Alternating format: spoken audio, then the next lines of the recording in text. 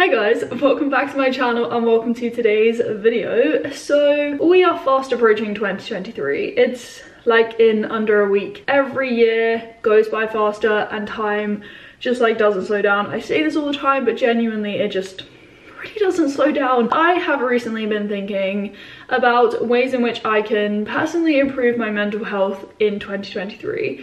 And so I thought, why not talk about how we can hopefully do this before 2023, but with each of them I'm going to suggest a way in which we can then carry this forwards and make it like more of a routine, so it's not just like a one-off thing that we're doing. Yes, we can hopefully set these in motion before the new year, but then we can continue doing them throughout the new year and for as long as you want to afterwards. We all have mental health, right? And I think it's so important that we work to protect our mental health. Obviously we all have good days and bad days, we all have our own individual struggles. If we can like build routines and habits that kind of help to, you know, support our mental health and keep it as strong, positive and just like uplifted as possible. So yeah, I hope this video is useful. Definitely like it if you do enjoy it. Comment down below if you have any other tips and suggestions to share, and obviously subscribe if you want to stick around and hit the bell so you know when I upload. And we will dive straight into the video without me waffling for any longer. So the first thing is to basically take a full day off social media before the new year, and then going forwards you could say do this every week or every month. Like take one day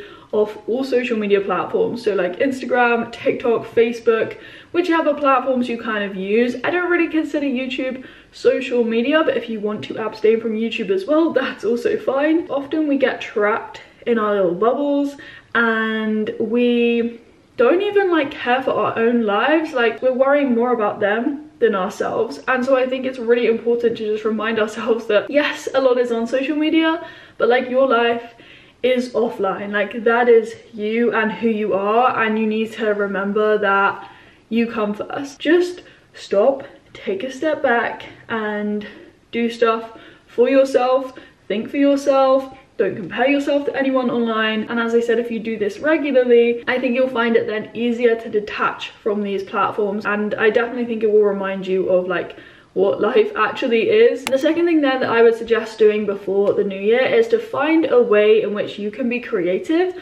that is ideally, again, not using a screen. I have recently had this urge to like crochet or like knit, but more so crochet, because I used to love doing that. Like when I was in school I did art textiles and I honestly loved it. I loved like really fine hand embroidery and crochet, and so I think if you find something that you really love and that allows you to express your creativity, whether that be through, as I said, like crocheting, knitting or painting, drawing, playing musical instruments, singing, dancing, like whatever you feel is you and allows you to express yourself in a creative way that, as I said, is off the screen as well. I just think we should all try and do that before the new year. And then going into the new year, I think it would be good and really fun to like set yourself small goals or projects related to that. A little summer crochet top, like that could be my project right for the start of the new year. It doesn't have to be like super strict. No one's gonna sit there and be like, you have to do this, otherwise you're fired or you lose your job or whatever. Like it's not that deep, but like you set yourself a little goal, and so when you do achieve that you feel accomplished, and you know you can hopefully then do something else. When we're on our screen so much, and sometimes when we're so fixated on like work and our usual routines, I think sometimes it's nice to like step away from that and just like be creative, because that does wonders for your mind and your mental health. Like when I just sit down and say doodle in my bullet journal or just draw, like I don't know, I just transform myself to a whole other world, doing something just for the sake of doing something because it is fun. The third thing to do before the new year, hopefully, is kind of related to the second point, but it's basically to just simply sit down, and again, without a screen, I want you to put your phone aside, put your MacBook or computer somewhere else. Just take the time to simply write something.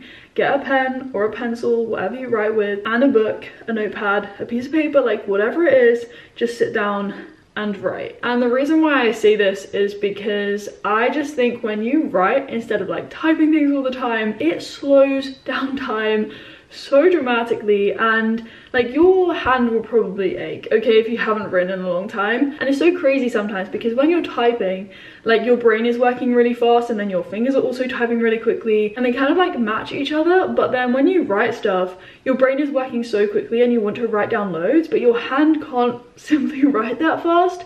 And so it just means that you have to process things more deeply and more thoroughly. Taking this forwards, you could say have a little writing routine or a journaling routine where you do it maybe, I don't know, every day or every week, every few days, however often you want to. Try journaling first of all, but you could instead just like write a poem or a story, describe what you're seeing in front of you. I don't know, write anything you want to. It doesn't have to be journaling. That's just the thing that first comes to mind when we talk about this stuff in mental health. It could be a letter to your past self, your future self. Write something to a person who means a lot to you in your life, a family member. Write a letter to a loved one, someone you have a crush on. I don't know, get creative, think deeply, and just simply write. Like, that is the main point of this one. Just grab a pen or a pencil and write something. Number 4 is something I have mentioned before in my Vlogmas episode where I talked about getting out of a rut. I really did try and emphasize the importance of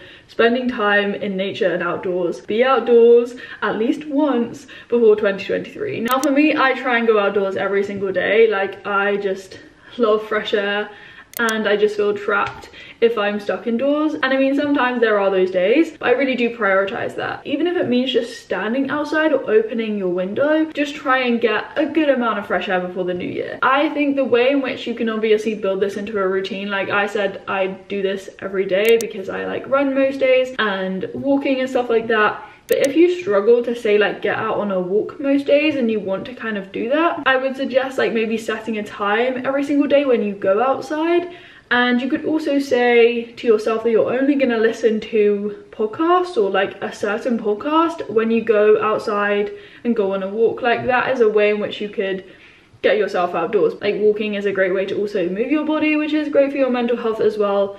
So yeah, combining fresh air and walking is just like a perfect combination. Also then with going on walks, I try and take those as breaks. Like, sometimes when I am so busy and full on, I will be going on my walk and I will be doing emails on my walk, but ideally my walk is like my me time, and again, it's time for me to like switch off completely and take a break and not be stuck on a screen. The 5th thing I would suggest doing is basically to work out ways in which you can use your phone in particular differently. A lot of us, I assume, if you use social media, like, we use our phones for those apps, right? Like Instagram, TikTok, Facebook, whatever, we use our phones for social media. And so what I've basically been doing recently, and I haven't created like a physical list, but you can write these things down, but try and find as many ways as possible to use your phone other than using it for social media. The thing that I'm trying to get at with this is like, when you use your phone, like, I often have habits, like, and I know where apps are, and if I unlock my phone, I go immediately to, say,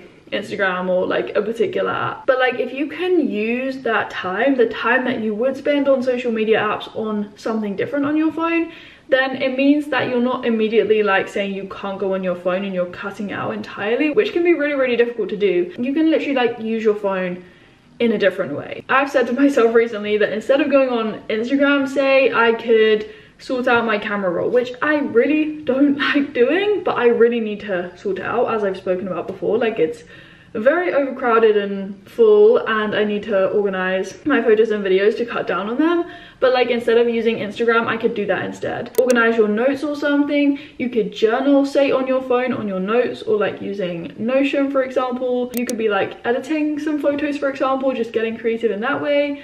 You could, I don't know, try editing videos on your phone, like download an app to do that. What else do I have on my phone? Oh yeah, you could like post something on Depop or eBay or Vinted, for example, like sell something, because I have those apps on my phone. Try and challenge yourself to write down or come up with as many ways to use your phone in a different way. Definitely do this before 2023, but then try and make it a habit, as I said, in the new year. The worst thing for me, as I've said before, is when I just end up like scrolling mindlessly and unnecessarily because I'm on those social media apps. Like, I really don't like that, and I just feel trapped at that point because I just don't know what my brain wants. But if you can have other ways to use your phone, if you find yourself in that situation, you can just close that application or like log out entirely and go to do something else. So you're still kind of maybe using your phone, but you're eventually gonna stop doing that when you kind of get tired of sorting through your camera roll, and then you can move on to doing something off your phone screen entirely. Number 6 then is to basically set and know your boundaries.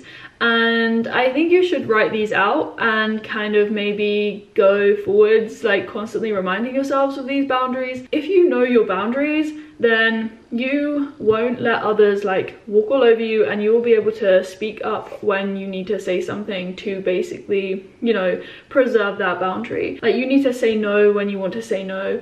You need to turn down things when you don't feel up to it. You need to like be able to call your friends out or family members out, say when they say something that's not right. I do often struggle to, you know, set my own boundaries, and I am, yes, someone who will let others walk all over me. I do have quite like a trusting, it's not the right way to put it, like I'm also someone who will trust other people quite easily. I didn't really know this about myself until like recently, but I do trust people quite easily, and sometimes I trust people too soon and I should be a bit more cautious, and I don't like therefore properly enforce my boundaries, or I don't even know my boundaries, so I don't know where I stand. And then at the same time, I sometimes struggle to like speak up when I need to, or say when things are bothering me or things have triggered me. So I think by firstly writing out your boundaries, you can visually see them and just like remind yourself of them. Obviously sometimes you can be worried that things come across in the wrong way, but it's literally just you protecting yourself.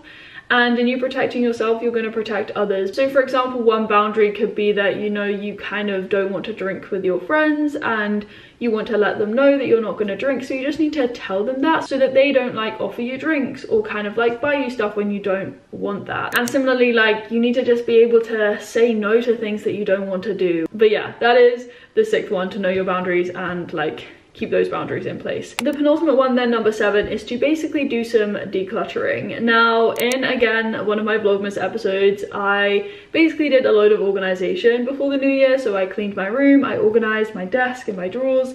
And I think if you do some decluttering before the new year, then it will just help to declutter your mind as well. Like if you have a clean and open space in which you live and you work and you sleep and everything, you will feel so much more at ease and like peaceful in your own mind and your headspace. And then going forwards, try and make it a routine. I don't know, to tidy your room every week or every month and to do some cleaning regularly. I am holding my pen, yes. But that can also mean digital decluttering, like declutter and organize your phone or your Mac, like declutter your physical space and also your digital space, because obviously if you do a lot of work online, which a lot of us do these days, then it's important to consider like both of them. The final thing, number 8 then, to do for your mental health before 2023 is to basically set your kind of daily or weekly non-negotiable tasks. Again, I would suggest writing this out and write out whether you want to do these things every day or every week. And you could also say every month, but I had in mind that these things would be those that you do quite regularly and for yourself. And these will vary for all of us, and they can kind of be related to any aspect of your life. Like it could even be work related stuff, non-work related stuff, literally anything, but the things that you want to do every single day. And I think having these things that you do every day or every week kind of helps ground ourselves, because I think having this sense of routine and familiarity is really, really important, especially for me. Like if I've done these small,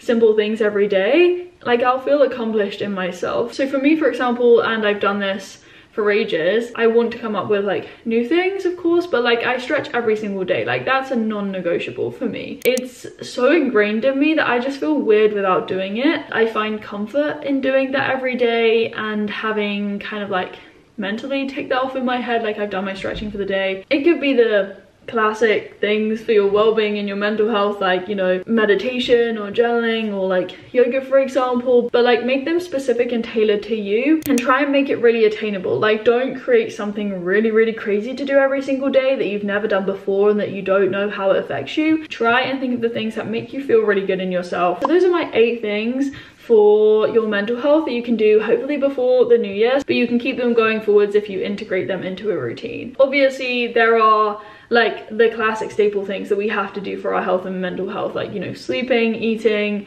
drinking water and stuff like that. And obviously I will remind you of those things. But I've just recently been thinking of other ways and other things that I know help my mental health, and I can kind of formalize this and recognize them. So hopefully we can have like the best year ahead of us for not only our mental health but like everything else going on in our lives. Another huge shout out to anyone who did follow along my vlogmas from this year. I honestly love doing it. I did like 20 videos in 20 days, which was so good. I didn't miss an upload day, which was my only goal with vlogmas this year. But yeah, that's basically everything from me, and as always I'll speak to you very soon in another video. Bye. It almost feels like my phone is an addiction, when sometimes I guess maybe it is. Wee. Yes. Number 6 then is to basically set, and hello. See, I'm being distracted by my phone. This lighting is good today. Oh my god, that's me burping. What's the word I'm looking for? I don't know, just done that one. Oh yeah.